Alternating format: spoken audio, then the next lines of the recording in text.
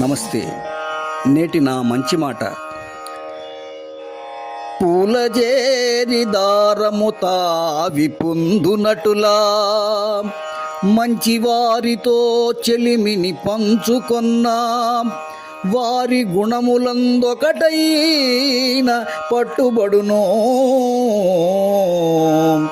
మరచిపోబోకుమెప్పుడునా మంచి మాట.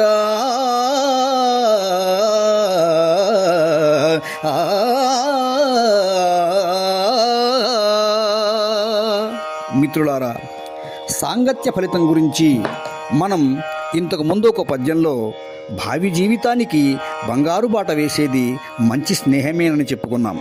అలాగే ఒక పూలదండలో పూలతో చేరిన ఎటువంటి సువాసన లేని దారానికి కొంత పరిమళం అంటుకుంటుంది.